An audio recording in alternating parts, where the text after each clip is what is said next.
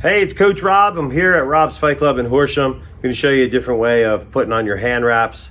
You might want to try this if you bruise your knuckles or you just want that little extra knuckle padding in there. It's kind of a comfortable way to do it too, leaving a little bit of some space to make a fist so you don't have all that hand wrap there. Also, when you're doing other things like medicine balls and stuff, you got a little bit better grip sometimes, but still going to make a nice, good, tight wrap, but it's just a little bit different.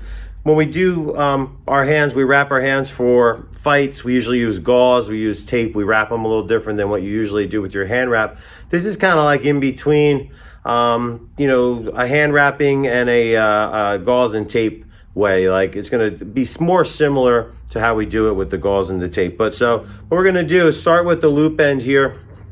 We're going to just wrap around our fingers a few times just to make a knuckle padding.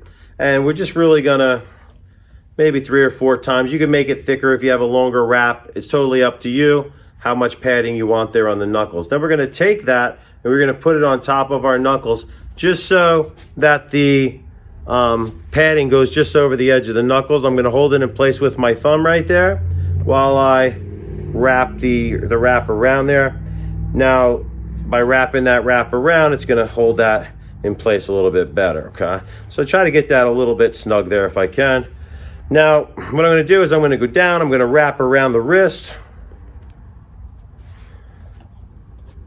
I'm going to come up, wrap the thumb, come back up around the knuckles. And what I'm trying to do here by wrapping the thumb is to make it so that this space here stays open underneath my hand. Now what I can do, I can come from my thumb and go up through the fingers at this point. So I'm going to come from the thumb up through. Now that's going to hold that together nice. So I make a nice tight fist right there. So it'll pull together when I make a fist. Now instead of coming all the way back down like this, you see how that covers the palm. I'm going to wrap it back around the knuckles, go back around the wrist, and then come back up again. Now, if I do all 3 of my fingers, because my hands are somewhat wide here, I'm going to end up running out of wrap. So I'm just going to do the first 2 and the last 2. I'll leave the middle ones open for now. And I'm going to wrap that back around the knuckles. And then I'm going to end up back down around the wrist.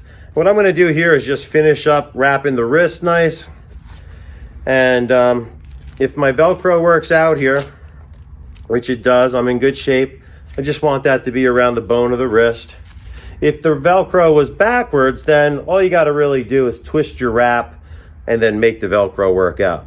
So now I got a knuckle pad. I have the thumb wrap to hold it all together. I got the wrist nice and secure.